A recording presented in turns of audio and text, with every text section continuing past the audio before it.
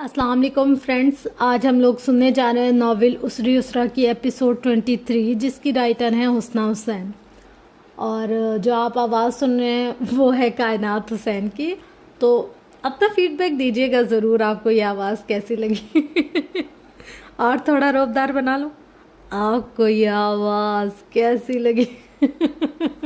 Just kidding, थोड़ा सा आप लोग को इंटरटेन कर रही थी। खैर क्या स्पॉइलर दूँ यार स्टोरी के हवाले से। आप लोग जब तक पीछे से जाके सुनेंगे नहीं ना तो आप लोग को मज़ा ही नहीं आएगा। मतलब अगर आपने सही रियल वाली चस लेनी है ना इस नावल की तो आपको जाकर फर्स्ट एपिसोड से सुनना पड़ेगा। पता है अब तक मुझे भी हर एपिसोड में ना अलग सा शौक़ मिलता है, अलग से ना मज़े की कहानी होती है। बहुत अच्छा नावल है यार, इतना मज़े का है ना। हुस्ना हुसैन आया है, क्या अच्छा लिखा है आपने। ये तो मेरी मोहब्बत थी हुस्ना हुसैन के लिए। लेकिन ना हम लोग अब नावल को स्टार्ट करते हैं यार। लाजवाब मज़े का नावल है, मज़ा आ गया पढ़ पढ़ के। खैर बहुत होगी बातें शातें, अब हम लोग इसको स्टार्ट करते हैं। Ready set go. इमारत से निकलकर वह अंधाधुंध भागता रहा, दाएं बाएं बगैर सोचे अनजान रास्तों पर। फिर वो चलने लगा। रफ्तार कदरे तेज थी, फिर इसकी रफ्तार में सुस्ती आ गई। इसके बाद थके हारे निढाल कदमों की बारी थी। बर्फबारी शदीद थी, ट्रैफिक जाम, लंदन बर्फानी तूफान की जद में था। दुकानें बंद, सब घरों में मुकीद, नाइट लाइफ मुकम्मल डिस्टर्ब। वो फिजा में सर्द बर्फीली हवाओं की रवानी को अपनी हड्डियों में घुसता हुआ महसूस कर सकता था। इसके कपड़े गर्म थे मगर इस सर्दी का मुकाबला करने के लिए फिर भी कम थे। चलते चलते चलते वो रुक गया। अंधेरे में हर जानिब धुंध में कहीं कहीं स्ट्रीट लाइट्स, स्ट्रीट पोल्स का मुबहम सा गुमान होता था। जिस जगह पर वो था इससे आगे मध्यम सी रोशनियों में रीलिंग नजर आ रही थी। वो बैग के बोझ से कंधे झटकते साथ दीवार के पंजों के बल बैठ गया। आंखें रगड़ कर साफ कर डाली, जब्त करने की कोशिश, फिर मफलर को होंठ से नाक के ऊपर तक खींच लिया कि सर्द फिजाएं सांसों पर भारी पड़ी थी। सामने गैर वाज़े सा बोर्ड था। इस बोर्ड पर आगे झील के निशान दिखाई दे रहे थे। रास्ते अलग हो गए तो अब क्या। वो काफ़ी देर तक इसी जगह पर, इसी पोजीशन में, इसी तरह भारी कंधों और भारी दिल के साथ बैठा रहा। इसके बराबर में पार्क की कई गाड़ियां मुकम्मल तौर पर बर्फ़ में ढक चुकी थी। इसका वजूद बाकायदा कपकपा रहा था। इसकी आंखों के किनारे सुर्ख और नम हो रहे थे। धुंध में मुबहम रोशनियों के साए में कोई चलता हुआ रीलिंग फैलाकर इसके पास खड़ा हो गया। वो तवील कामत था, लंबे कोट में पोशीदा सा। कुछ देर तक खड़ा रहा, फिर इसने एक छोटा सा पत्थर दूर कहीं बुलंदी से नीचे फेंक दिया। भाड़ में जाओ तुम, इज़ाबेला, चिल्ला कर कहा। फिर कमाल महारत से पोल का सहारा लेते रीलिंग पर पंजों के बल बैठकर चंद लम्हों तक दूसरी तरफ देखता रहा। फिर इसी पोल के सहारे खुद को तवाजुन में लाता उठ खड़ा हुआ। पोल्स की रोशनी में इसका सरापा कदर नुमाया हुआ। वो राहिम था। इस पर इंकशाफ हुआ वो वहाँ इसके इसी लम्हे झील में कूदने की तैयारी कर रहा था। इसकी आंखों में एकदम से सख्ती उतर आई। पागल, क्या कर रहा था? वो खड़ा रहा, फिर चीखा कदरे जोर से। इसकी आवाज़ तेज हवाओं के शोर में दब गई। फिर वो घूम कर पोल क्रॉस करता दूसरी रीलिंग पर आ गया। तुम्हारे दादा ने मुझे फायर कर दिया। संजीदगी से इत्तला पहुंचाई तो साबित हुआ वो इसकी मौजूदगी से गाफिल नहीं था। आधी पेमेंट वो कर चुके थे, आधी बाद में करनी थी, लेकिन अब वो कहने हैं कि सब खत्म। ऐसे कैसे खत्म? फारिस ने कोई जवाब नहीं दिया। हैदर कह रहा है अब मुझे संगीन नताइज के लिए तैयार हो जाना चाहिए। इसका सर झुका रहा। रुकोगे नहीं? मैं यहाँ से छलांग लगाने का सोच रहा हूँ, इंतहाई संजीदगी से पूछा गया। मसले इसके चल रहे थे, छलांग इसे लगानी थी। भवें सुकेड़ कर नफ़ी में सर हिला दिया। राहिम ने एक तवील गहरी सांस ली। मैं हमेशा भेस लोगों में क्यों फंस जाता हूँ? वहीं खड़े खड़े इरादा मुलतवी करता उल्टी कलाबाजी खाते हुए नीचे उतरा और फिर इसके बराबर में जमकर बैठ गया। मैं जानता हूँ इस वक्त तुम बहुत ही मुश्किल वक्त से गुजर रहे हो। So would I? एक लम्हे का तवक्कुफ करके लहजे में संजीदगी भरने की कोशिश की, मगर किसी ने क्या खूब कहा है, जिंदगी अगर तुम्हें मुक्का मारे तो तुम इसे टांग मार दो। फारिस ने गर्दन मोड़कर इसकी शक्ल देखी। किसने कहा? इज़ाबेला ने। वो कौन है? जेम्स के नावल में एक जादूगरनी है। वो नावल जो रिजेक्ट हुआ? बिल्कुल भाई, ठीक रिजेक्ट हुआ। राहिम ने हंसकर इसे देखा। जेम्स को पता चले तो वो तुमसे हफ्ता भर बात नहीं करेगा। फारिस ने हथेलियां रगड़ते हुए सर उठाया। जहन में कोई ख्याल उजागर हुआ। धुंध छट गई, हवास ताज़ा हुए। बराबर में राहिम आफाक बैठा था, वही जो आजम शिराजी के लिए काम करता था और जिसकी किसी भी बात पर इसे अब यकीन नहीं करना था। غصہ پھر سے سوار ہوا تو اپنی جگہ سے اٹھ کھڑا ہوا. اب کہاں جا رہے ہو؟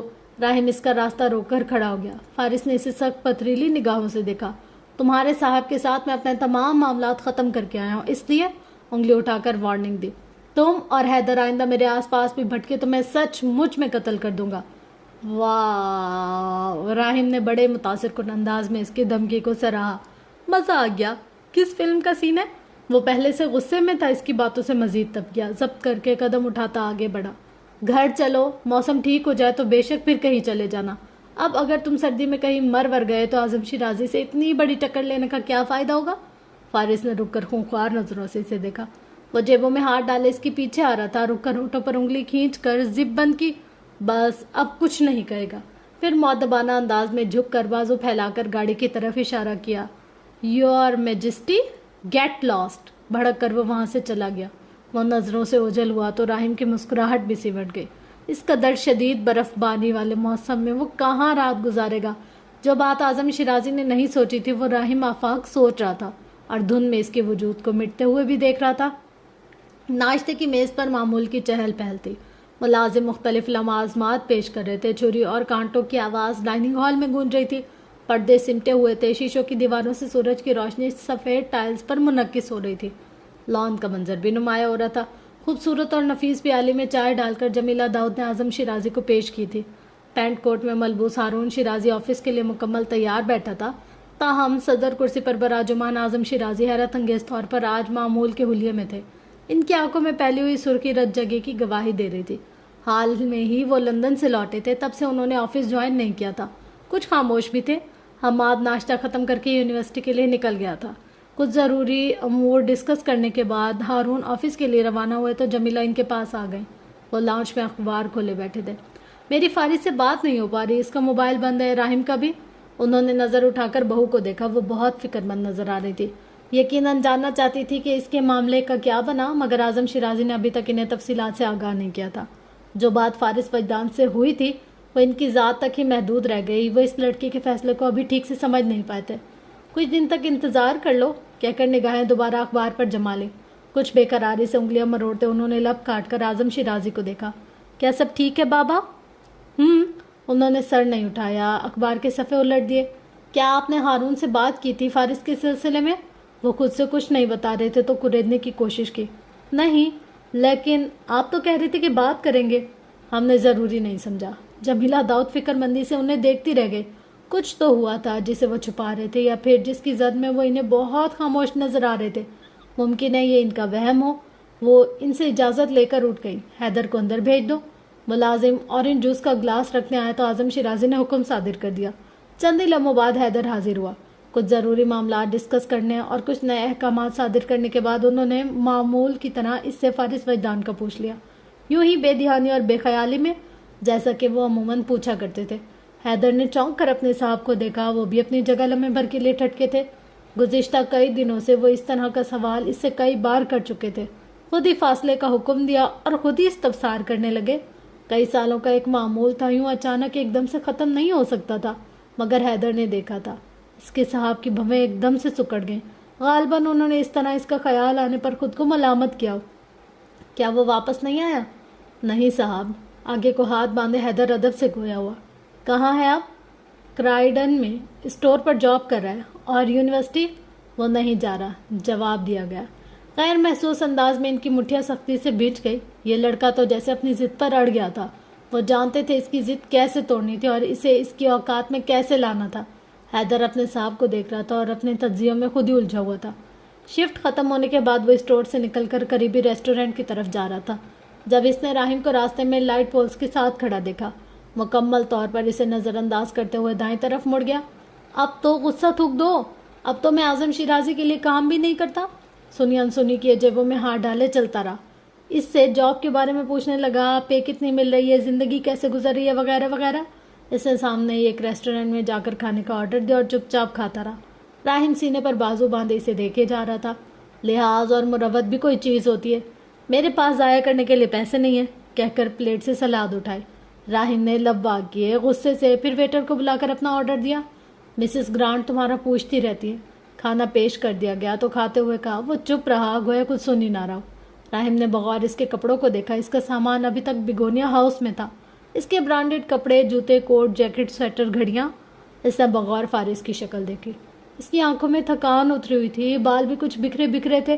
چہرے پر سنجیدگی کے ساتھ ساتھ ایک فکر بھی نظر آ رہی تھی. اس نے وہ بوجھ اپنے کندھوں پر ڈال لیا تھا جسے اٹھانے کی اسے عادت نہ تھی. بیگونیا ہاؤس تمہارا اپنا گھر ہے, تم کم از کم رہائش پر تو کوئی ضد مت کرو. بے شک اپنے خرچے کے لیے جاب کرتے رہو. وہ خاموش رہا. سنا ہے کرائیڈن میں کرائم ریٹ بہت زیادہ ہے, چوریاں وہاں ہوتی ہیں جہاں کچھ ہو, میرے پاس کچھ نہیں ہے, کہہ کر مصروفیت بھرے انداز میں کھاتا رہا. مجھے یہاں کا ماحول بھی کچھ خاص پسند نہیں ہے. یہاں وہاں دیکھتے اس نے اپنی فکر مندی کا اظہار کیا. تمہیں کیا پسند ہے کیا نہیں, اس سے میرا کیا لینا دینا؟ راہم کو خود کو اس کا بڑا بھائی تصور کرتے ہوئے بہت شرم آئی تھی. بھویں سکیڑے اسے دیکھا. پورے لندن میں تمہیں جاب کرنے کے لیے کیا صرف یہی علاقہ ملا تھا, اور تمہیں بھی سر کھانے کے لیے صرف میں ہی ملا ہوں؟ سوال کر کے لاجواب کیا تو گہری سانس لے کر اس نے کونیا میز پر ٹکا دی. میرے ساتھ چلو, بیگونیا ہاؤس میں نہیں رہنا تو مل کر کہیں اور انتظام کر لیتے ہیں. جاب کا کوئی حل دیکھ لیں گے بعد میں, تم پہلے یونیورسٹی. فارس نے چمچ رکھ دیا. کرسی کی پشت سے کمر ٹکائے بیٹھا. چہرے پر ناگواری کے تاثرات نمایاں ہونے لگے. تمہیں کس نے بھیجا ہے؟ مجھے تم جیسے اکڑوں اور بدتمیز لڑکی کے پیچھے کون بھیج سکتا ہے؟ اطمینان سے سوال کیا. وہی جنہوں نے پہلے بھیجا تھا. I am impressed. تمہیں تو لگتا ہے تمہارے دادا کو تم سے نفرت ہے. وہ مجھے بھلا کیوں بھیجیں گے؟ نظر رکھنے کے لیے. ذرا پتا کرو کہیں کوئی قتل کے منصوبے تو نہیں بنا رہا. یعنی تم اعظم شیرازی کو قتل کر سکتے ہو؟ بالکل. راہم ہنس دیا. قتل اور تم سے؟ پہلے تم اپنی الرجی سے تو نپٹ لو, اس کے بعد ہی ایسی سوچ رکھنا. کیٹ الرجی کا ذکر اسے تانے کی طرح لگا. ایسی سخت نظروں سے گور کر راہم نے ہنستے ہوئے ہاتھ اٹھا کر شکست تسلیم کر لی. یقین کر لو میں خود آیا ہوں, مجھے کسی نے نہیں بھیجا. کیوں؟ مجھے لگتا ہے جو ہوا اس میں میری غلطی تھی.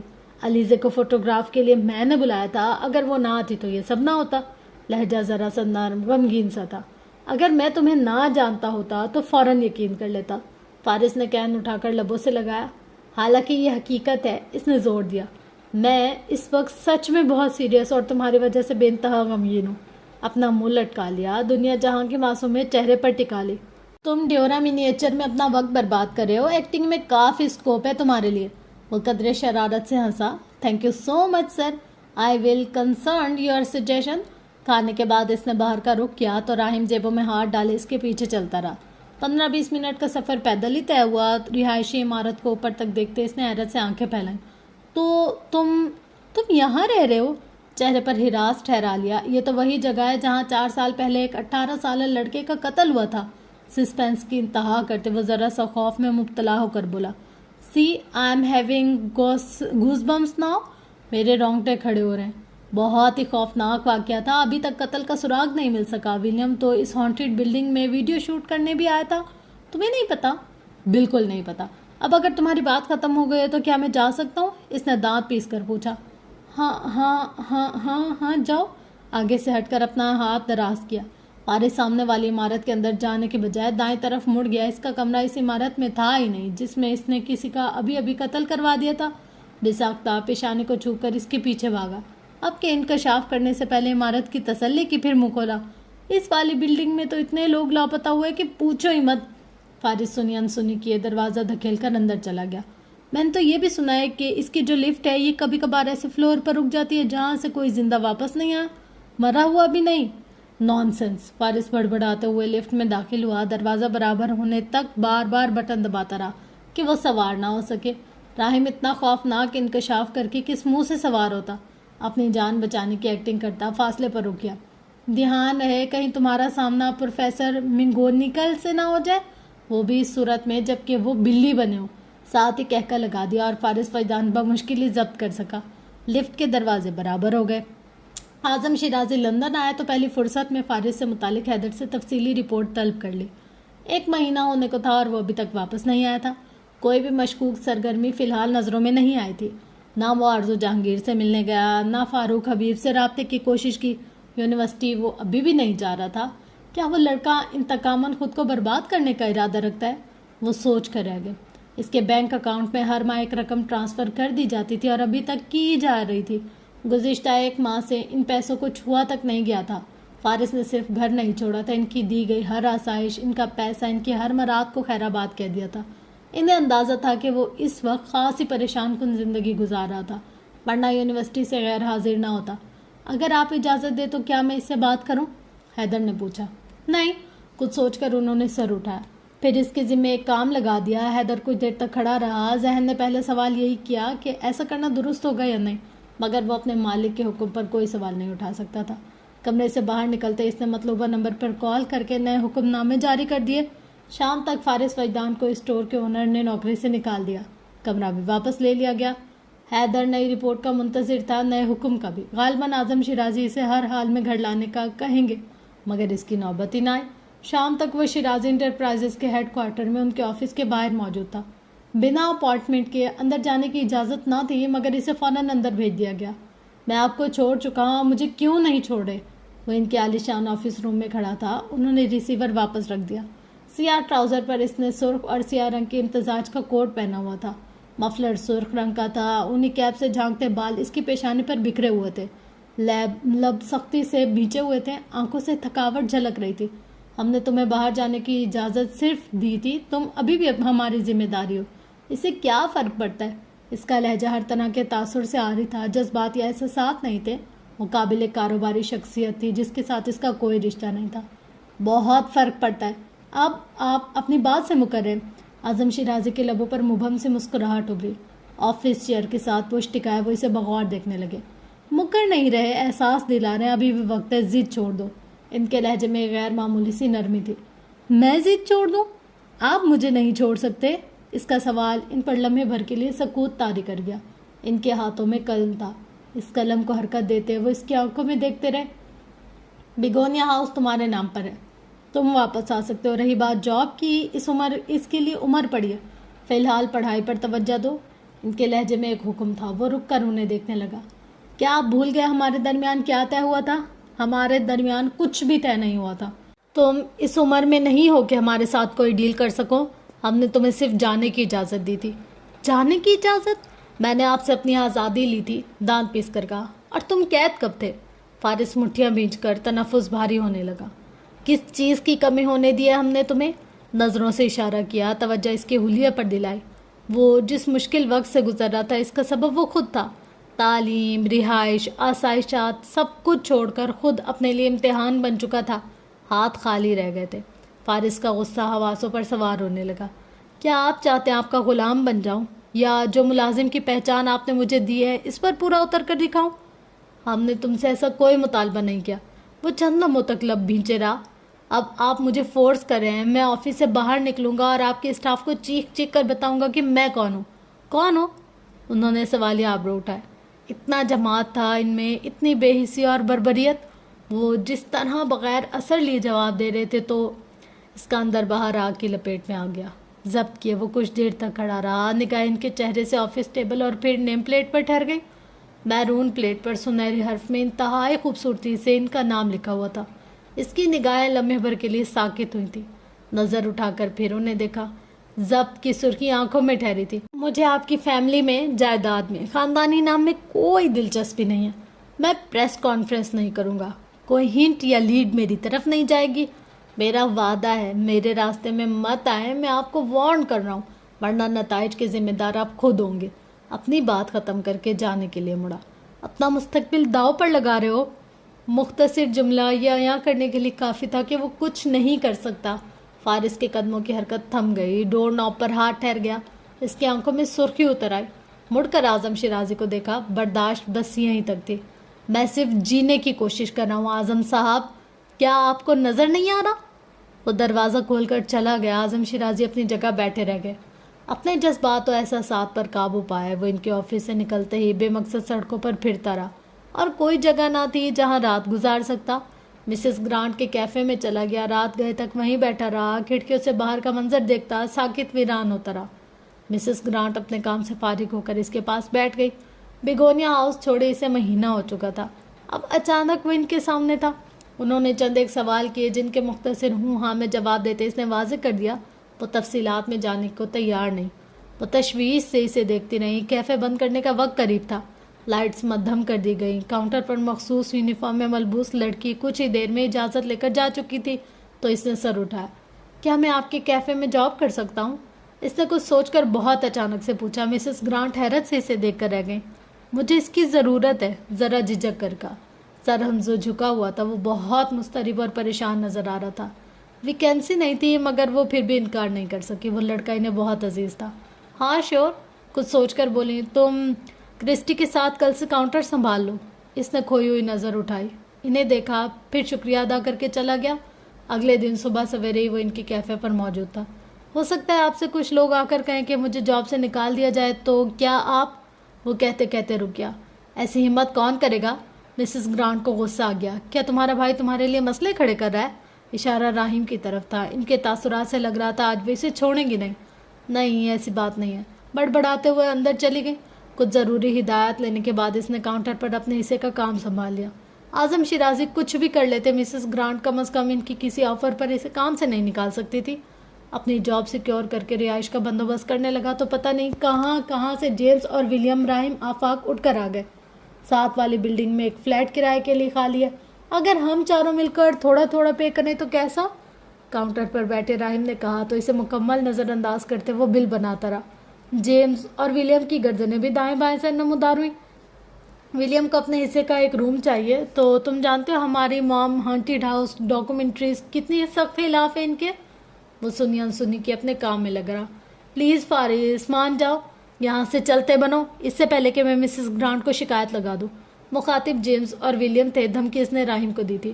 وہ اسٹول پر چڑھ کر بیٹھا تھا، ڈرنے کی اداکاری کرتا سہم گیا، پھر مسکراتے ہوئے کوہنیاں جمائی۔ ویسے ماننا پڑے گا تمہاری ذہانت کو، مسز گرانٹ اور اعظم شیرازی، وہ تمہیں جاب سے نکالنے کے بجائے حیدر کے دانت توڑ دیں گی۔ ہنس کر قدرے شرارت سے اپنی بات انجوائے کی۔ فارس، جیمز اور ولیم نے کورس کی صورت اسے اپنی طرف متوجہ کیا۔ پلیز، تم دونوں کے ساتھ تو میں پھر بھی معاملات طے کر سکتا ہوں، پر اس کے ساتھ نہیں۔ اس نے ان کے لیڈر راہیم آفاق کی طرف اشارہ کر کے واضح کیا۔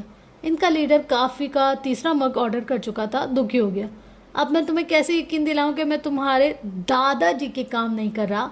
پہلی بات وہ میرے دادا جی نہیں ہیں، دوسری بات تم انہیں چھوڑ نہیں سکتے، تیسری مجھے تم پر اب کوئی بھروسہ نہیں۔ راہیم کچھ دیر تک سکتے کسی کیفیت میں بیٹھا رہا، جیسے کسی بہت ہی گہرے صدمے سے گزر رہا ہو۔ حرکت بھی نہیں کی، نہ پلکوں میں کوئی جنبش۔ Are you dead? یعنی کیا تم مر چکے ہو؟ جیمز نے اسے فکر مندی سے جھنجھوڑ ڈالا۔ ان یور ڈریمز، تمہارے خوابوں میں۔ جیمز کو ہٹا کر پھر سے اس کی طرف متوجہ ہوا۔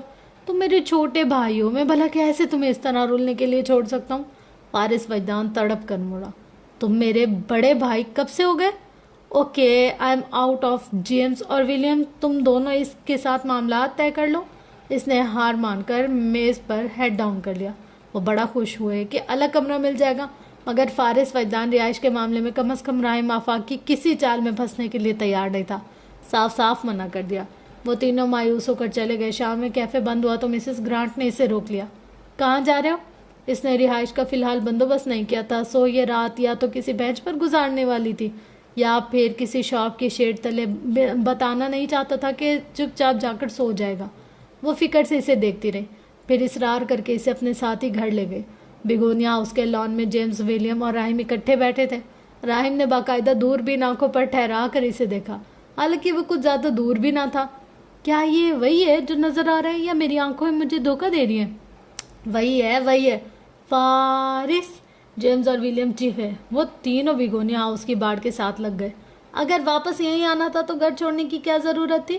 راہیم نے طنز کیا۔ ایگزیکٹلی، اور کیا کہہ رہا تھا یہ؟ میں تو کبھی واپس نہیں آؤں گا۔ اس کی نقل اتاری گئی۔ ہم صبح پورا گھنٹہ کھڑے رہے، اس کی منتیں کرتے رہے اور اس نے ایک نہیں سنی۔ مسز گرانٹ لاک کھول رہی تھی اور وہ جیبوں میں ہاتھ ڈالے تپا ہوا سا کھڑا تھا۔ یہاں سے تو میں بہت اچھے سے تم پر نظر رکھ سکتا ہوں، پل پل کی خبر، ہر خبر کے 30 پاؤنڈ چارج کروں گا، میں تو بہت امیر ہو جاؤں گا۔ لاک کھل گیا تو مسز گرانٹ نے فرصت سے گردن موڑی۔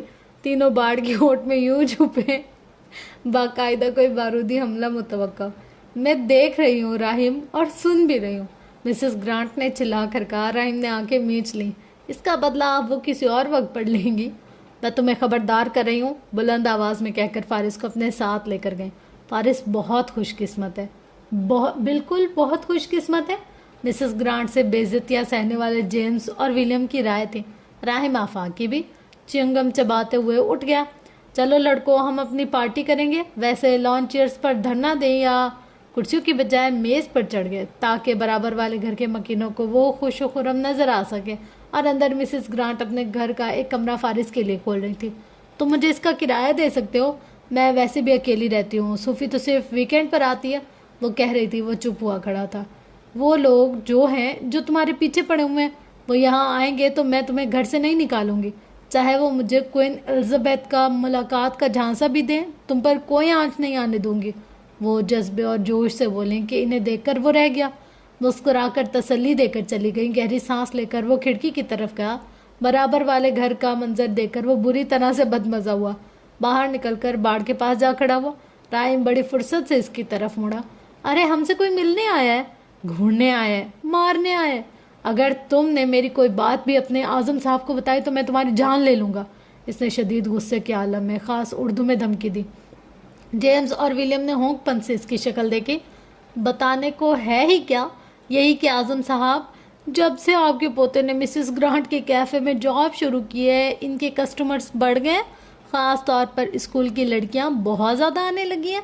मिसेस ग्रांट का बिजनेस तो चमक गया है। हंसते हुए फारिस को देखा। अब तुम खुद सोचो, मैं इन्हें ऐसी खबरें देता अच्छा लगूंगा? जेम्स और विलियम भी हंसे। ऐसे ही ख्वामखा उर्दू की ज़बान बना समझे। बस इन्हें पता था राहिम हंस रहा है तो इन्हें भी हंसना है। वो झुंझलाकर पलट गया। राहिम की हंसी से काफ़ी देर तक सुनाई देती रही। वो शॉवर लेकर अभी बाहर निकला ही था कि दरवाजे पर दस्तक होने लगी। स्वेटर पहनते हुए दरवाज़ा खोला तो मिसेस ग्रांट सामने खड़ी थी। तुमसे कोई मिलने आया है, उन्होंने कहा। कौन? भला इससे यहाँ कौन मिलने आ सकता था? परेशानी फितरी थी। उन्होंने मुस्कुराते हुए इशारा दिया कि वो खुद आकर देख ले। वो स्वेटर के बटन बंद करता बाहर आ गया। सामने ही लाउंज में जमीला दाऊद बैठी थी। इस पर नज़र पड़ते ही अपनी जगह से उठ खड़ी हुई। मिसेस ग्रांट इसे तन्हाई में बात करने का मौका देती वहाँ से हट गई। अस्सलाम वालेकुम मम्मी। इनके तासुरात ऐसे थे कि इसे इब्तदा करनी पड़ी। वो बहुत गुस्से में नज़र आ रही थी। पूरे 1 महीने तक राब्ता ख़त्म किए रखा और अब सलाम वालेकुम मम्मी। वो सर झुका गया। मैसेजेस नज़रअंदाज कर दिए, कॉल्स अटेंड नहीं की, मोबाइल बंद कर दिया और अब अस्सलाम वालेकुम मम्मी। वो एकदम से अपने रवैये पर शर्मिंदा हुआ। बेबसी से इन्हें देखता सर झुका गया। क्या मैं तुम्हारे लिए ज़रा सी भी अहमियत नहीं रखती फारिस? ऐसी बात नहीं है मम्मी। मुझे मम्मी मत कहो। अगर मुझे मम्मी नहीं समझते तो? कुछ बेकरारी से सर उठाया। परेशानियों में घिरा हुआ था। इनका गुस्सा और खफकी मज़ीद इस्तराब पैदा करने लगी। अब वो डांट रही थी और वो चुपचाप इन्हें सुन रहा था। मैं आपको इग्नोर नहीं कर रहा था। तो जो ये तुम कर रहे थे इसे क्या कहते हैं? मैं सिर्फ इसके लब हिले। आंखों में से इस तरारी कैफियत झलक रही थी। मुझे लगा आप मुझे डांटेंगी, गुस्सा करेंगी। आखिर को ये आपके बेटे का मामला था। जमीला का तमाम गुस्सा एकदम से ख़त्म हो गया। आपके ससुर ने भी तो यही किया। वो इसके पास आ गई, सर उठाए से देखती रहे। वो इनका मवाजना अपने दादा के रवैये से कर रहा था। इसने खुद से अखज़ कर लिया वो भी यही करेंगे जो दादा ने किया था। वो ऐसा कैसे कर सकता था? ऐसा कैसे सोच सकता था? हाँ, वो मेरा बेटा है, पर क्या तुम नहीं हो? वो कहना चाहता था। हमाद इनकी सगी औलाद है, वो इसके मुकाबले में इसे फौकियत नहीं दे सकती। ठीक है, औलाद से भी गलतियाँ हो जाती है, मगर इसका मतलब ये तो नहीं कि आप रिश्ते ही ख़त्म कर दें, छोड़ दें। मम्मी, मैंने कुछ झूठ नहीं किया, ना ही कुछ गलत बोला है। तड़प कर सर उठाया। कोई अफेयर्स नहीं चला है, कोई शादी की बात नहीं की। इस लड़की ने झूठ बोला है। क्या हो गया फारिस? उन्होंने इसे बाजू से थाम लिया। क्या मैंने तुमसे कोई वजाहत मांगी? वो खामोश हो गया। मैं जानती हूँ मेरा बेटा ऐसा नहीं है। आंखों में देखकर यकीन दिलाया। अगर ऐसी कोई गलती तुमसे हुई भी होती तो भी मैं ज़्यादा से ज़्यादा क्या करती? नाराज़ होती, डांट देती, गुस्सा करती, समझाती। माएँ यही तो करती हैं। ये तो नहीं होता कि घर छोड़ देते हैं या सब ख़त्म हो जाता है। वो आंखों में नमी लिए चुप रहा। घर छोड़ दिया, पढ़ाई छोड़ दी, क्यों कर रहे हो इस तरह अपने साथ? क्यों सज़ा दे रहे हो खुद को? मेरी बर्दाश्त अब ख़त्म हो चुकी है मम्मी। इस तरह मज़ीद रहा तो मर जाऊंगा। वो आंखों में दुख और कर्ब लिए इसे देख कर रह गई। इसका हाथ अपने हाथ में लिया, नरमी से इसकी तरफ देखा। मैं जानती हूँ इस वक्त तुम ये बात नहीं सुनना चाहते, लेकिन वो तुम्हारे दादा है। लाख पत्थर दिल से ही, लेकिन ये भी एक हकीकत है कि उन्होंने तुम्हारा ख्याल रखा है। He tried his best to protect to you.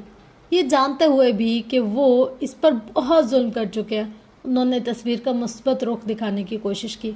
ये सब इस वादे की वजह से था जो आपके शौहर ने इनसे लिया था। जमीला दुख से इसे देखती रही। ये जिम्मेदारी, ये बोझ जो मेरा उन्होंने उठाया, ये सब इन्हें मजबूरन करना पड़ा। मेरे लिए नहीं, अपने बेटे के लिए। مجھے تو وہ ایسے دیکھتے ہیں جیسے میں کوئی گناہ ہوں. گناہ پر بھی تو پردہ رکھا جاتا ہے ممی, گناہوں کو ہی تو چھپایا جاتا ہے. ان کا دل کٹ گیا. کچھ کہہ نہیں پائی. عجیب سا درد محسوس ہونے لگا. اپنے مستقبل کا سوچو, کچھ بن جاؤ, پھر بے شک الگ ہو جانا. انہیں اس بات کی فکر تھی کہ وہ بھری دنیا میں اس طرح تنہا ہو کر اپنے بلبوتے پر سب کیسے کر پائے گا. انہوں نے کہا, میری رگوں میں ایک گندا خون دوڑ ہے. ان سب باتوں کے بعد آپ کا خیال ہے کہ مجھے رکھنا چاہیے تھا؟ وہ لاجواب ہو گئی. میں نے ان سے کہا کہ مجھے میرا نام چاہیے, مکمل نام. انہوں نے کہا وہ نہیں دے سکتے. جب میری پہچان مجھے نہیں دے سکتے تو میں ان سے اور کیوں کچھ لوں ممی؟ اس کی آنکھوں میں اتنا درد تھا اور آواز یوں جیسے وہ ابھی رو دے گا. اس کے احساسات چہرے کے تاثرات میں عیاں ہو رہے تھے. انہوں نے بے اختیار اس کے ہاتھ پر گرفت مضبوط کر لی.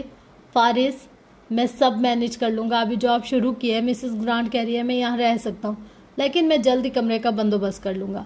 میں سچ میں آپ کو جی کر دکھاؤں گا ممی, آپ میری فکر نہ کریں.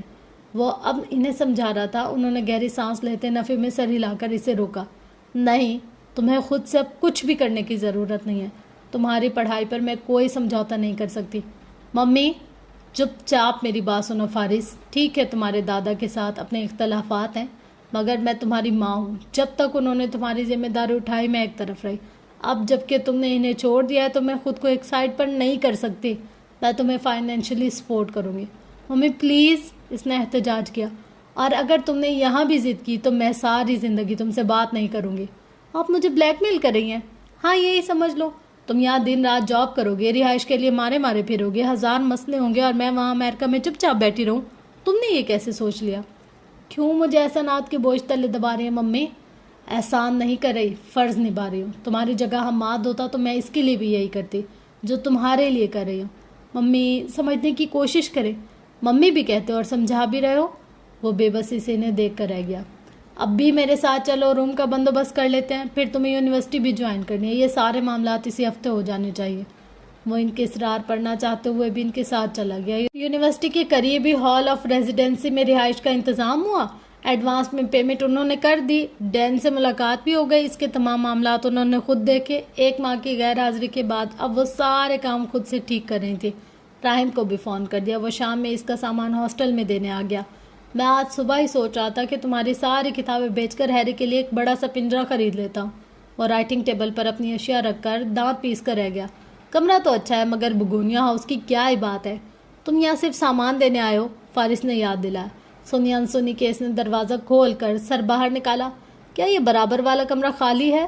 وہ اب باہر کسی لڑکے سے پوچھ رہا تھا. اصل میں مجھے کسی پر دن رات نظر رکھنی ہے, اور اس کے لیے مجھے بہت سے پیسے ملنے والے ہیں.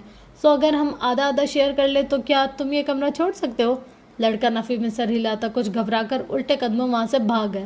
فارس نے اسے کوٹ سے پکڑ کر اندر کھینچ کر دروازہ زور سے بند کر دیا. کیا بکواس کر رہے ہو تم؟ وہ اس سے لڑ پڑا. اپنا کام کر رہا ہوں. اپنا کام کر رہے ہو یا مجھے مشکوک بنا رہے ہو؟ تمہارے والی لائن زیادہ بہتر ہے. وہ ہنسا. اینی ویز, کال کر لینا مجھے, اور اگر کچھ ضرورت پڑے تو. مسز شیرازی خاص طور پر تاکید کر کے گئی ہے. خیال رکھنا اپنا. کندھا تھپ تپایا اور باہر نکل گیا. وہ کچھ دیر تک بند دروازے کو دیکھتا رہا, پھر گہری سانس لے کر اپنی کتابیں سیٹ کرنے لگا. اس نے یونیورسٹی دوبارہ جوائن کر لی تھی. اب وہ دل جمی سے پڑھائی بھی کر رہا تھا اور اپنا کام بھی. جمیلہ داؤد مسلسل اس کے ساتھ رابطے میں تھی. ان کے ساتھ اکثر ویڈیو کال پر بھی بات ہو جاتی تھی. وہ واحد انسان تھی جن کے ساتھ وہ کھل کر اپنی ہر بات کر لیتا تھا.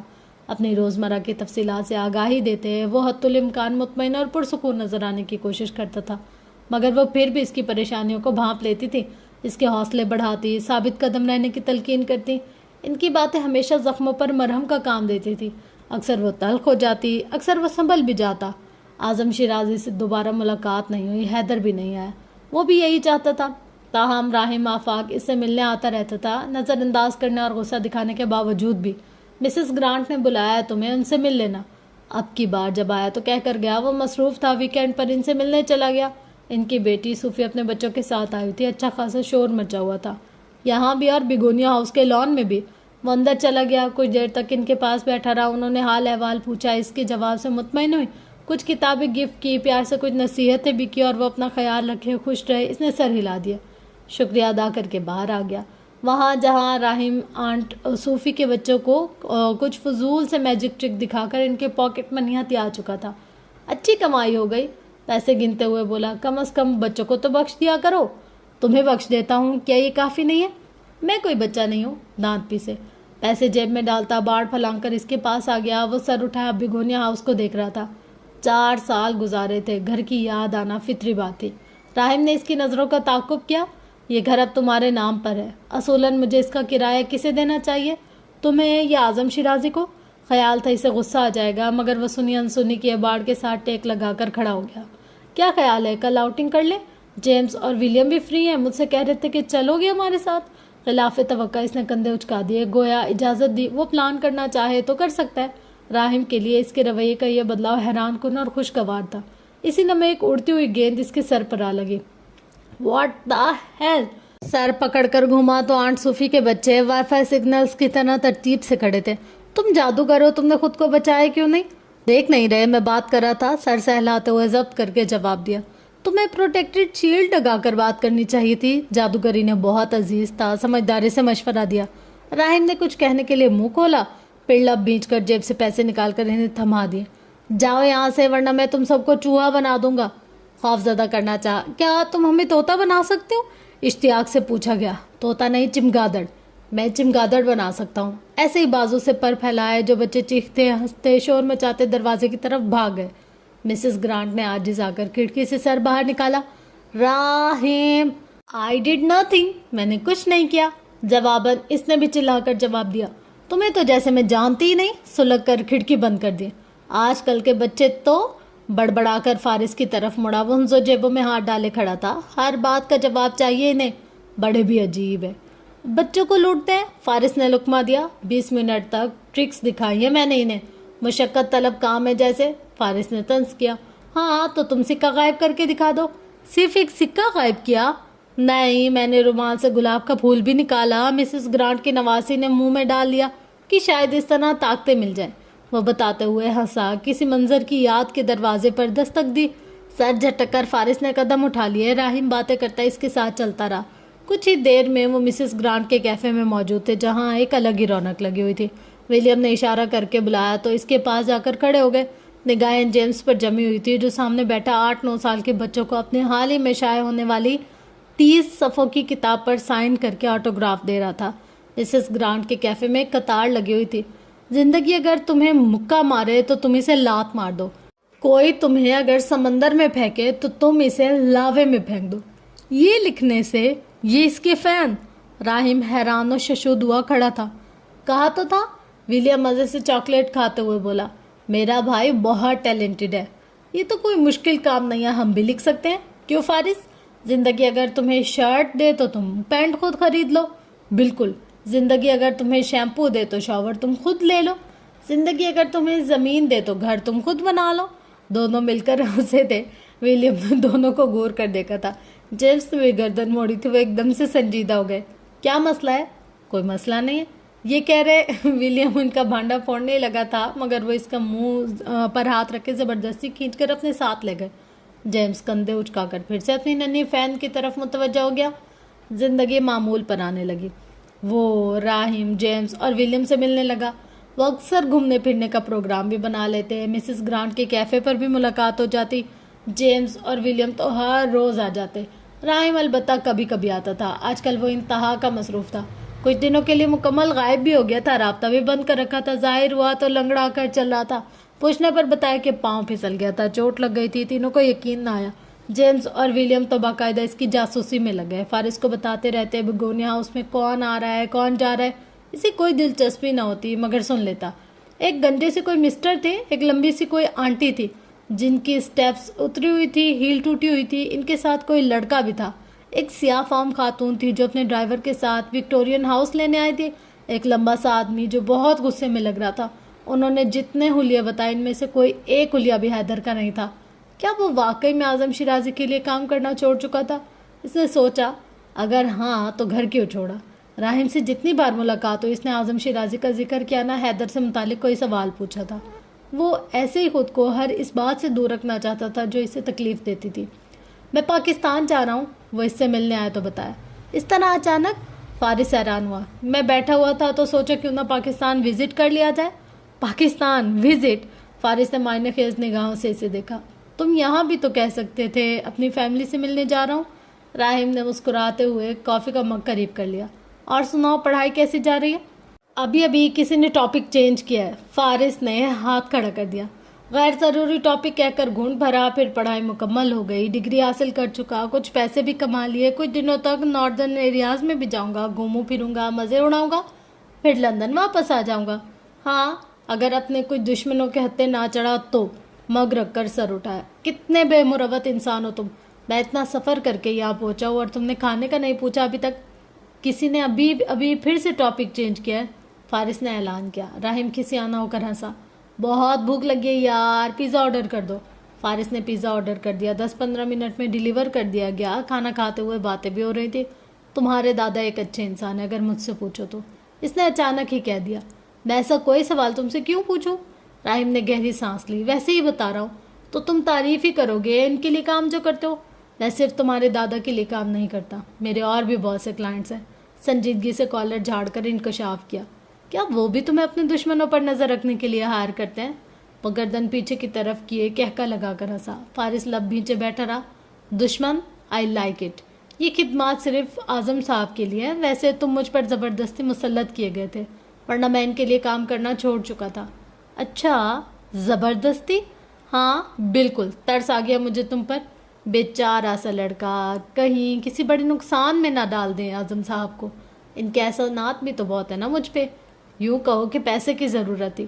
ظاہر ہے فری میں سکون کون برباد کرتا ہے. ہنستے ہوئے اسے مزید بے عزت کیا. وہ میں سکیڑے بیٹھا رہا. تم بھی مجھے ہائر کر لو اپنے کسی دشمن پر نظر رکھنے کے لیے. میں صرف نظر نہیں رکھتا, میں پھٹنے سے پہلے بم نیوٹرلائز بھی کرتا ہوں اور اس کے لیے بہت پیسے بھی چارج کرتا ہوں. لگے رہو, خود سے لگے رہو. وہ سر جھٹک کر کھانا کھاتا رہا. راہم مسکرا کر رہ گیا. اس کی فلائٹ شام 6 بجے کی تھی. جیمز اور ولیم بھی اس کے ساتھ گئے اسے سی آف کرنے کے لیے.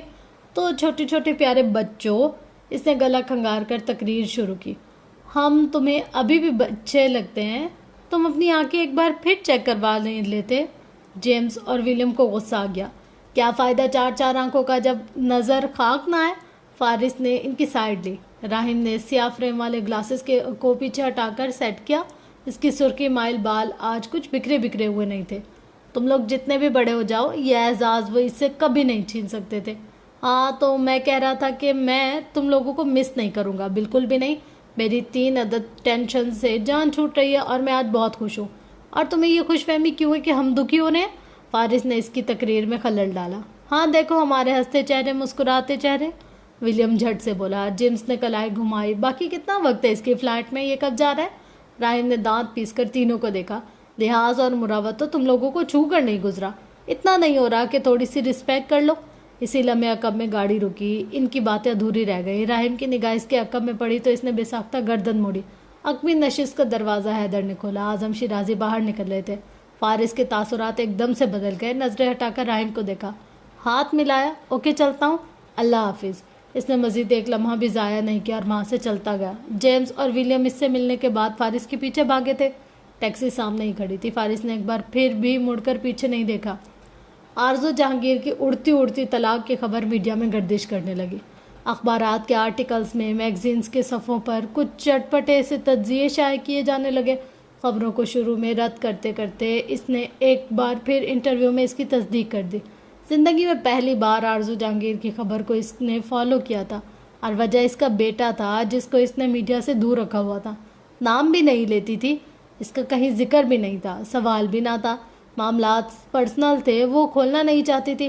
طلاق کے ٹھیک 4 ماہ بعد اس کا شوہر فاروق حبیب انتقال کر گیا. خبر میں دلچسپی نہ تھی مگر باوجود کوشش کے بھی وہ خود کو اس کے خاندان کے بارے میں مکمل معلومات حاصل کرنے سے نہیں روک سکا. وہ بچہ اس وقت کہاں تھا, وہ بس یہ جاننا چاہتا تھا. فاروق حبیب نے اپنی پہلی بیوی کو طلاق دے کر ہی آرزو جہانگیر سے شادی کی تھی. بیٹا باپ کے پاس تھا تو اب یقیناً بھائیوں کے پاس ہوگا. اس نے یونیورسٹی سے واپسی کے بعد اس نے راہم کو کال کی تھی. کچھ انفارمیشن چاہیے تھی مجھے. میں ابھی سے بتا رہا ہوں فری میں کچھ نہیں کروں گا. یہ کم ہے کہ تمہارے کھانے کے بل میں ہی دیتا رہا ہوں. فارس نے اسے شرم دلانا چاہیے. پھر ٹھیک ہے, میں بات سننے کے بھی پیسے چارج نہیں کرتا. حیدر بالکل ٹھیک کہتا ہے تمہارے بارے میں. وہ بڑبڑا کر رہ گیا. مجھے فاروق حبیب کے بیٹے کی معلومات چاہیے. فاروق حبیب, آرزو جہانگیر کا شوہر؟ اوہ آئی سی. پوری بات سمجھتے راہم آفاق کے لب گول ہوئے. ابھی پچھلے مہینے جن کی ڈیتھ ہوئی ہے. ہاں میں جاننا چاہ رہا ہوں ان کا وہ بیٹا جو آرزو جہانگیر سے ہے وہ کس کے پاس ہے؟ اس کا لہجہ سنجیدہ تھا۔ راہم کو ایک دم سے معاملات کی نزاکت کا ادراک ہوا۔ ہو سکتا ہے وہ اپنی ماں کے پاس ہو، اس نے کچھ سوچ کر کہا۔ وہ عورت جب ڈیورس لیتی ہے تو اپنے بچوں کو ساتھ نہیں رکھتی، نہ ہی پلٹ کر خبر لیتی ہے۔ اس کے لہجے اور انداز میں عجیب سی تلخی تھی۔ ہو سکتا ہے اس بار انہوں نے سوچ سمجھ کر فیصلہ کیا ہو۔ تم کہنا کیا چاہ رہے ہو؟ I think you should talk to your mother. میرے خیال میں تمہیں اپنی ماں سے بات کرنی چاہیے۔ فارس کے تاثرات میں سختی آ گئی۔ میں نے تم سے مشورہ نہیں مانگا، تم ان کی بیٹی کے بارے میں جان کر کیا کرو گے؟ اصل سوال یہ تھا۔ I just want to make sure he is safe. میں اس کی بات کی یقین دہانی کرانا چاہتا ہوں کہ وہ محفوظ ہے۔ میک سینس، راہم نے سر ہلایا۔ اب ضروری تو نہیں کہ سب تمہارے دادا جیسے ہوں، ایکسٹرا سیکیورٹی دے کر زندہ رکھیں۔ فارس لمحے بھر کے لیے تھما تھا، دوسرے ہی پل وہ سلگ اٹھا۔ اس بات کا میرے دادا سے کوئی تعلق نہیں ہے۔ اس کا لہجہ ایک دم سے کرخت ہوا۔ تم ہمیشہ ان کے ذکر پر اتنا تب کیوں جاتے ہو؟ تم میرے معاملات میں انہیں کیوں لے کر آتے ہو؟ میں انہیں نہیں لاتا، وہ تمہارے سبھی معاملات میں ہر جگہ ہے۔ فارس وجدان کے لب بھینچ کے دونوں کے مابین ایک دم سے خاموشی چھا گئی۔ فائن، میں پتہ کروا کر بتاؤں گا تمہیں۔ اس سے قبل کے مزید کوئی بدمزگی یا لڑائی ہوتی، راہم نے بات وہیں ختم کر دی۔ وہ کچھ بے چینی سے اس کی طرف سے جواب کا انتظار کرتا رہا۔ دن بدن اس کی فکر میں اضافہ ہوتا جا رہا تھا۔ آرزو جہانگیر کی ضد، جائیداد کے مسئلے، عدالت کی کارروائیاں، اور ان سب سے بچنے کے لیے اس بچے کے باپ کے بھائی کوئی حل تلاش کریں گے۔ اور وہ حل؟ اس کا دل ایک دم سے آہنی شکنجے میں آ گیا۔ انتظار کچھ مشکل ہوا تو اس نے خود ہی کال کر دی۔ راہم کے پاس ایک خبر تھی مگر تصدیق شدہ نہ تھی۔ وہ اسے بتانا نہیں چاہ رہا تھا۔ کوئی بڑا مسئلہ ہے؟ نہیں، ایسا نہیں ہے، ہو سکتا ہے کہ کسی اور کی بات ہو۔ مجھے فاروق حبیب کی بہن کا ایڈریس ملا تھا، کل ان کی طرف جاؤں گا، کل تک کنفرم کر دوں گا۔ کون سی بات جو تم کنفرم کرنا چاہ رہے ہو؟ از ہی آل رائٹ؟ راہم ایک دم سے خاموش ہو گیا۔ بالوں میں ہاتھ پھیر کر وہ کچھ بے قراری سے یہاں وہاں ٹہلا تھا۔ شاید جو بھی بات ہے بتا دو مجھے۔ شاید حبیب ہاؤس میں کوئی حادثہ پیش آیا تھا، بچہ سیڑھیوں سے گر گیا تھا۔ فارس وجدان جھٹکے سے رک گیا۔ اسی لمحے بھر کے لیے اپنا دل رکتا ہوا محسوس ہوا۔ جس نوکرانی نے مجھے یہ خبر دی ہے اسے مزید کچھ پتہ نہیں ہے۔ میں کل ان کی بہن نازیہ حبیب سے ملوں گا تو اصل بات ان سے ہی معلوم ہو سکتی ہے۔ اس نے کال کاٹ دی، ہتھیلی پر سر گرائے کتنی دیر تک بیٹھا رہا۔ رات سے دن اور دن سے مختلف پہر اس طرح گزر رہے تھے اندازہ نہ تھا۔ یونیورسٹی میں اپنی کلاسز بھی اس نے غائب دماغی کے عالم میں اٹینڈ کی تھی۔ ذہن الجھا ہوا، ضمیر ملامتی۔ اسے 1 مہینے کا انتظار نہیں کرنا چاہیے تھا۔ اسے فوری طور پر ہی فاروق حبیب کے خاندان سے رابطہ کر لینا چاہیے تھا۔ کیا وہ کچھ کر سکتا تھا اس کے لیے؟ اگر ہاں تو کیا؟ کس حیثیت اور کس بنیاد پر؟ صرف یہ کہ ماں ایک تھی تو کیا فاروق حبیب کے بیٹوں سے زیادہ اس کا حق ہو سکتا تھا اس پر؟ کیا آرزو جہانگیر کے وزن سے جنم لینے والی ہر اولاد کا مقدر ایک سا ہوگا؟ دھتکار اور آزمائشیں ان کے ہی حصے میں آئیں گی، موت بھی، بدسلوکی اور رشتوں سے محرومیاں بھی۔ شام کو 9 بجے راہم نے کال کی تو اس نے دھڑکتے دل کے ساتھ کال ریسیو کر لی تھی۔ کوئی بری خبر نہ ہو، دل یہ دعا کر رہا تھا۔ حالات کچھ اور کہہ رہے تھے۔ میں نے تمہیں تصویر بھیجی ہے، دیکھی نہیں تم نے؟ کون سی تصویر؟ ہز نیم از عیسیٰ، اس کا نام عیسیٰ ہے۔ وہ بالکل ٹھیک ہے؟ اور فارس وجدان کی اٹکی ہوئی سانس ایک دم سے بحال ہوئی۔ اسے ہولڈر پر رکھے فون سے واٹس ایپ آن کرتے ہوئے دیکھا گیا۔ 3.5 سالہ بچے کی تصویر تھی۔ وہ پارک میں کہیں تھا اور ایک تصویر میں وہ صوفے پر بیٹھا ہوا نظر آ رہا تھا، میز پر کینڈی باکس سے کچھ اٹھاتا ہوا بھی۔ اس کی پیشانی پر کچھ سٹیچز کے نشان نظر آ رہے تھے لیکن وہ بالکل ٹھیک تھا۔ اپنی پھپھو کے پاس ہے۔ پہلے تو وہ یہی رہتی تھی کہ حادثہ تھا، بچہ گر گیا، لیکن اس نے دانستہ بات ادھوری چھوڑ دی۔ تمہارے خدشات درست تھے۔ جائیداد کا مسئلہ فاروق حبیب کے بیٹے اور ان کی سابقہ بیوی ہرگز نہیں چاہتے کہ بچے کو اس کا حصہ ملے۔ فارس گہری سانس لیتا بیڈ پر بیٹھ گیا۔ اور پھر اس کی پھوپھو، کیا اسے ان کے پاس محفوظ ہے؟ ہاں، وہ ایک معقول خاتون ہے، اسا اب ان کے پاس ہی رہے گا، تم ٹینشن نہیں لو، وہ بالکل ٹھیک ہے۔ تم گھر کیسے پہنچ گئے؟ میرا مطلب ہے انہوں نے اس طرح تمہیں آنے کیسے دیا؟ میں نے ان سے کہا کہ میں آرزو جہانگیر کا رشتہ دار ہوں، وہ میرے خالہ زاد کی پھپھو کے بچے سے ملنے آیا ہوں، وغیرہ وغیرہ، تو پھر انہوں نے مجھے ملنے دیا، اپنا فون نمبر بھی دیا، اور کوئی اگر ایشو ہو تو وہ مجھ سے رابطہ کر سکتے ہیں۔ فارس نے بے ساختہ سکھ بھری سانس لی، جیسے کوئی بھاری بوجھ سینے سے سرک گیا۔ گاڈ، عیسیٰ کی شکل تم سے بہت ملتی ہے، دیکھتا بھی تمہاری طرح ہے، گھور گھور کر۔ وہ ہنسا اور فارس مسکرا بھی نہیں سکا۔ تھینکس، کیا بات ہے؟ فارس شیرازی میرا شکریہ ادا کر رہا ہے، میں کہیں حیرت سے وفات نہ پا جاؤں۔ زندہ رہو، ابھی ہم نے مل کر اور بہت سے کام کرنے ہیں۔ فریزر کھول کر اس نے پانی کی بوتل نکالی۔ میری فیس مجھے ملنی چاہیے، لندن آؤ گے تو سبھی حساب برابر ہو جائیں گے۔ اب وہ فریج میں کچھ کھانے کے لیے دیکھ رہا تھا۔ میں کل ہی ناردرن ایریاز کی طرف جا رہا ہوں اور سوچ رہا ہوں کہ اگر جیمز اور ولیم بھی ساتھ ہوتے تو کتنا مزہ آتا۔ تم تو بے انتہا بور انسان ہو، تمہارے ساتھ آؤٹنگ سے بہتر ہے انسان حیدر کو ساتھ لے جائے۔ لگے رہو، مجھے کوئی فرق نہیں پڑتا۔ اس نے فریج سے انڈے، بریڈ، مایونیز، کیچپ وغیرہ نکال کر میز پر رکھے۔ ویسے تم ان چھٹیوں میں پاکستان کیوں نہیں جاتے؟ ہو سکتا ہے تمہارے وہ قاتل دشمن گرمیوں میں سردیوں میں کہیں چھپ جاتے ہوں، اور پھر یہ بھی تو ہو سکتا ہے کہ وہ زندہ جاوید پھر رہے ہوں۔ پھر بھی میرا نہیں خیال کہ میں کبھی پاکستان واپس جاؤں گا۔ موبائل کندھے کے سہارے کان سے لگایا وہ انڈے پھینکنے لگا۔ ایسی کوئی پابندی اعظم شیرازی صاحب کی طرف سے تو نہیں ہے؟ تو تم ان سے رابطے میں ہو؟ ارے نہیں یار، تم ان سے میری قبر کا پوچھ لو، وزٹ کر لینا۔ وہ اسے سے کال کاٹ دی۔ راہم نے موبائل کان سے ہٹا کر اسکرین کو گھورا، پھر سر جھٹک کر رہ گیا۔ علیزے شیرازی کے ساتھ اپنی منگنی ختم ہونے کے بعد وہ اس عرصے میں پہلی بار جمیلہ داؤد کے ساتھ لندن آیا تھا۔ نبیلہ شیرازی کے ساتھ فیملی تعلقات ہنزو ویسے ہی تھے۔ دعوت پر مدعو کیا گیا تو اس نے وہاں علیزے کو بھی دیکھا۔ اس دن وہ اس سے یوں ملی جیسے ان کے درمیان کچھ بھی نہ رہا ہو۔ اسے رشتہ ختم ہونے کا کوئی غم یا دکھ نہیں تھا۔ وہ اس کے ساتھ یوں بات کر رہی تھی جیسے بچھڑے ہوئے دوست بہت اچانک مل جاتے ہیں۔ رابطہ ختم کرنے پر کوئی اعتراض، کوئی شکوہ شکایت نہ ہو۔ وہ سر جھٹک کر وہاں سے اٹھ گیا جہاں وہ تھی، اور جہاں اس کے کزنز ایک ہجوم سا بنائے باتیں کر رہے تھے وہ گیلری میں جا کھڑی ہوئی۔ جمیلہ داؤد دیگر خواتین رشتہ دار کے ساتھ مصروف تھیں۔ ہارون شیرازی بھی کافی سے لطف اندوز ہوتے ہوئے کسی بات پر ہنس رہا تھا۔ زندگی سے بھرپور ماحول، مگر اسے ایک دم گھٹن اور تنگی محسوس ہوئی۔ نگاہیں بار بار علیزے کی طرف اٹھ جاتے۔ وہ کسی بات پر انتہائی ہنس رہی تھی، آنکھوں میں پانی تک آ گیا۔ کیا اسے ذرا سا بھی افسوس نہیں؟ سوال بس ایک ہی تھا اور جواب جیسے کہیں نہیں تھا۔ بم میں سکیڑے وہ الجھا رہا۔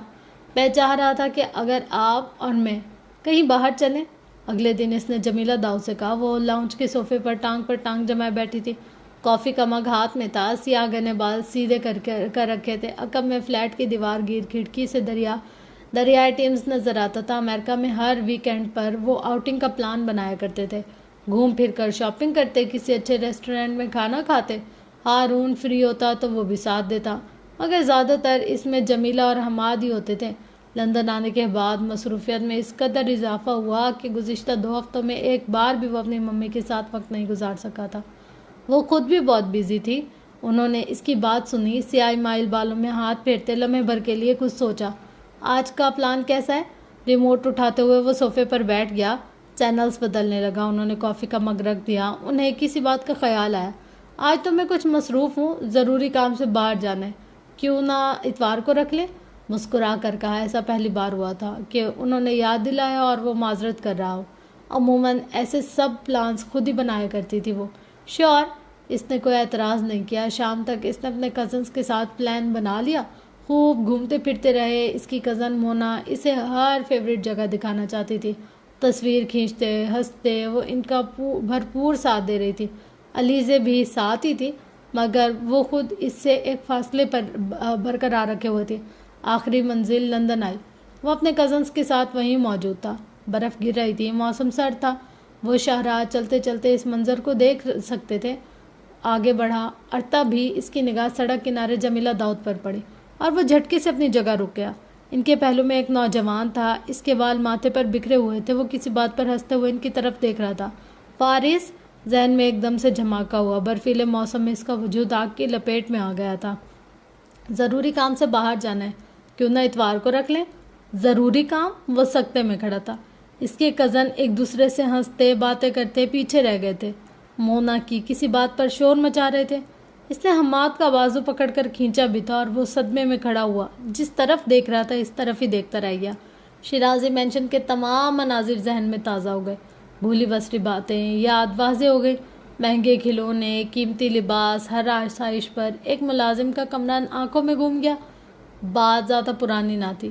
اسے دادا کا غصہ بھی یاد تھا، ان کا قہر، ناراضگی بھی۔ الجھن یا صدمہ صرف ان باتوں کا نہ تھا، اس کے تو وہم و گمان میں بھی نہ تھا کہ اس کی ممی فارس وجدان سے رابطے میں تھی۔ اس فارس وجدان سے جو علیزے کے ساتھ اس کا رشتہ ختم ہونے کا سبب بنا تھا۔ اسے اپنے آس پاس، اپنی زندگی میں، اپنے رشتوں میں ہر جگہ فارس وجدان نظر آنے لگا۔ بچپن سے لے کر آج تک وہ اپنی جگہ قائم رہا۔ دادا نے اس کی کفالت نہیں کی تھی، ممی نے اس کے ساتھ نہیں چھوڑا تھا۔ گزشتہ 5 سالوں سے وہ لندن آ رہی تھی، ہر دوسرے تیسرے مہینے، کبھی 10 دن کے لیے، کبھی 15 دن کے لیے۔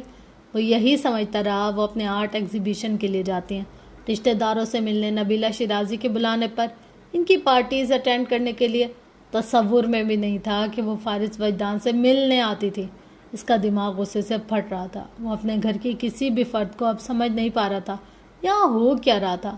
وہ فارس کا ہاتھ پکڑے اٹھ گئیں، اس سے بات کرتے ہوئے، اس کی سنتے ہوئے شاہراہ کنارے لندن آئی کی جانب بڑھنے لگی۔ وہ اس کی ماں تھی، وہ اس کا وقت کسی اور کو دے رہی تھی، اسے انکار کر کے وہ فارس وجدان کے ساتھ گھوم رہی تھی۔ اسے یوں لگا جیسے اس کے ساتھ دھوکہ ہوا ہو، جیسے اس کی ممی نے اس کے ساتھ جھوٹ بولا ہو، اس کی اہمیت کو کم کیا ہو۔ کون تھا یہ فارس وجدان؟ کیا اوقات تھی اس کی کہ وہ گزشتہ 13-14 سالوں سے اس کے ہر دل عزیز رشتے کے حواسوں پر چھایا ہوا تھا؟ کوئی بھی اسے چھوڑنے کو تیار نہ تھا، نہ دادا، نہ اس کی ممی، باوجود اس کے جو اس نے کیا۔ بھلا ملازموں کو بھی اتنی اہمیت دی جاتی ہے جتنی اہمیت اسے دی جا رہی تھی؟ مالکان بھی اس طرح وقت نکالتے ہیں جیسے اس کی ممی اس کے لیے نکالتی تھی؟ اس طرح غلطیاں معاف کر دی جاتی ہیں جیسے اس کی کر دی گئی تھی؟ اس کا دل اچاٹ ہو گیا، موڈ خراب ہو گیا، وہ وہیں سے واپسی پلٹ گیا۔ اس نے اپنے کزنس کی ایک نہیں سنی اور اسی وقت گھر چلا گیا۔ جمیلہ داؤد رات 11 بجے تک واپس آئی تھی اور اس دوران سے کوئی بات نہ ہوئی تھی۔ انہوں نے اگلے دن اس کے ساتھ باہر جانا چاہا تو اس نے انکار کر دیا۔ کزنس کے ساتھ پارٹی ارینج کرنا چاہی تو منع کر دیا۔ ان کے ساتھ شاپنگ پر بھی نہیں گیا، کزنس کے ساتھ بھی ہر پلان کینسل کر دیا۔ جمیلہ داؤد اس بدلے رویے سے پریشان ہو گئی تھی، بار بار پوچھ رہی تھی کہ اسے کیا ہوا تھا، مگر وہ کچھ بھی بتانے کو تیار نہیں تھا۔ امریکہ پہنچ کر اس کا رویہ مزید خراب ہو گیا۔ وہ ملازموں پر بات بہ بات چلاتا اور برستا رہتا تھا۔ اسے چھوٹی چھوٹی باتوں پر غصہ آ رہا تھا۔ وہ گھر تاخیر سے آنے لگا، وہ جمیلہ داؤد کی کالز نظر انداز کرتا رہا۔ وہ گھر کی کسی فرد سے بھی ٹھیک سے بات نہیں کر رہا تھا۔ اعظم شیرازی نے جمیلہ داؤد سے پوچھا تھا، انہیں خود نہیں معلوم تھا کہ ایسا اچانک کیا ہوا۔ وہ اس کے لیے بہت پریشان تھی۔ تمہیں کیا ہو گیا حماد؟ وہ گھر تاخیر سے آیا تو انہوں نے لاؤنج میں اسے روک لیا۔ مجھے کیا ہوا ہے؟ ویسا ہی سرد اور اجنبی سا لہجہ، آنکھوں میں دنیا جہان کی خفگی ٹھہری تھی۔ بات سے مسئلے حل ہوتے ہیں، اس طرح چپ رہنے سے تو کوئی بھی حل نہیں دکھتا مجھے، ماں سوائے ٹینشن کے، پیار بھرے لہجے میں کہتے ہوئے اسے بازو سے پکڑ کر اپنے پاس بٹھا لیا۔ بتاؤ کیا ہوا ہے تمہیں؟ کیوں اتنے غصے میں رہنے لگے ہو؟ اب جب کہ وہ استفسار کر رہی تھی، اسے بولنے پر اکسا رہی تھی، تو اس نے بھی اپنے اندر کے اشتعال پر قابو پاتے ہوئے ان سے بات کرنے کا فیصلہ کر لیا۔ پریشان وہ تھیں تو سکون میں وہ بھی نہیں تھے۔ فارس کون ہے ممی؟ اس نے سرخ پڑتی آنکھوں سے ان کو دیکھا اور ان پر نظریں جما لی۔ جمیلہ داؤد اپنی جگہ منجمد ہو گئی۔ سوال غیر متوقع تھا، سمجھ میں نہیں آ رہا تھا کہ اس طرح اچانک فارس کے بارے میں کیوں پوچھ رہا تھا وہ، اور اب کیوں پوچھ رہا ہے وہ؟ حماد تم میرے سوال کا جواب دے ممی پلیز، وہ متوحش ہو کر بولا تھا، جبکہ جمیلہ داؤد کچھ بھی نہ بول سکیں۔ وہ اس کا سوال سمجھنے کی کوشش کر رہی تھی۔ کیا وہ اس کی اصلیت سے واقف ہو چکا ہے؟ اس کے بارے میں سب جان چکا ہے؟ ان کی پریشانی بڑھ گئی۔ حماد آنکھوں میں دکھ لیے اگلے کئی لمحوں تک دیکھتا رہا انہیں۔ اس کی ممی، اس کا سوال کوئی جواب نہیں دیا تھا۔ وہ کون تھا؟ وہ کیا تھا ان کے لیے؟ وہ نہیں بتا رہی تھی۔ آپ نے مجھ سے جھوٹ بولا ہے نا؟ آپ نے کہا کہ آپ بیزی ہیں، آپ کو اپنی کسی دوست سے ملنے جانا ہے، لیکن آپ وہاں فارس کے ساتھ تھیں۔ میں نے آپ کو دیکھا، دکھ، صدمے اور غصے سے لفظ جوڑ جوڑ کر کہا۔ آپ لندن بھی صرف اس کی وجہ سے جاتی تھی، اور وہ کیوں آپ کے لیے اتنا اہم ہے کہ آپ اس کے لیے مجھے ہمیشہ سے اگنور کرتی آ رہی ہیں؟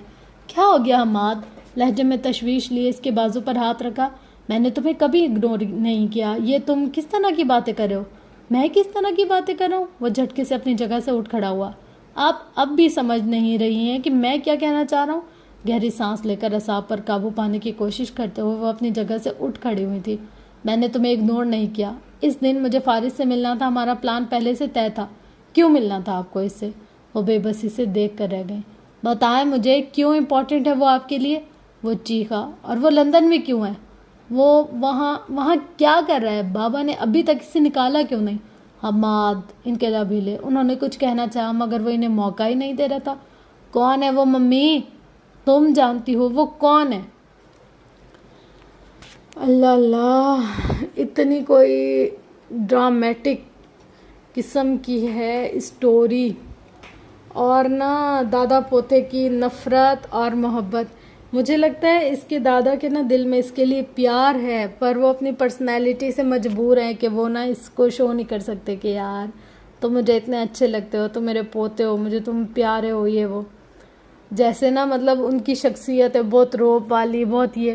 اچھا اکثر ایسے ہوتا ہے کہ کچھ لوگ اگر روپ والے ہوں، جیسے میں تو بالکل بھی نہیں ہوں، لیکن اگر میں تھوڑا سا کہیں پر اپنے آپ پر کنٹرول کروں نا تو لوگ سمجھتے ہیں اوئے ہوئے ہوئے ہوئے یہ پتہ نہیں کون باجی آ گئی. اور جہاں ہم لوگ تھوڑا ہنس ہنس کے بات کرتے ہیں تو لوگ تو بس سر پر چڑھ جاتے ہیں. مجھے ایسے لوگوں کی پرسنالٹی بہت پسند ہے جو اپنے آپ پر کنٹرول کرتے ہیں اور بہت کم کسی سے ہنستے بولتے اور بات کرتے ہیں. اور ہم لوگ جیسے لوگ اف خدایا، ہم لوگوں کو تو آپ اگر بس میں بٹھا دو، آپ کہیں جہاز میں بٹھا دو، جہاں پہ بٹھا دو، ہم تو 2-4 لوگوں سے باتیں کر کے اپنا ٹائم پاس کرنے کی کوشش کرتے ہیں. لیکن پتہ ہے مجھے یہ لوگ ایسے بہت صحیح لگتے ہیں بندے جو صرف اپنے کام سے کام رکھیں، اپنی بات کریں، اپنی بات منوائیں اور بس انف. یہ کیا یار تم لوگ فضول کی لڑائیاں. خیر یہ تھی آج کی ایپیسوڈ.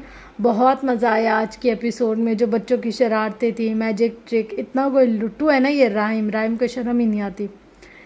بہرحال ملتے ہیں انشاءاللہ نیکسٹ ایپیسوڈ میں. تب تک کے لیے اپنا گرد و نوایل ویال کا بہت زیادہ خیال رکھیے گا اور مجھے اپنی دعا میں بہت زیادہ یاد رکھیے گا. میرا اب ہو گیا ہے جی سونے کا ٹائم، آلموسٹ 4 بجنے والے ہیں تھوڑی سی دیر میں، تو بس میں بھی اب جا کر سوتی ہوں. انشاءاللہ فجر ہو جائے بس، یہ بہت بڑی غنیمت ہوگی اللہ کی طرف سے. اللہ حافظ.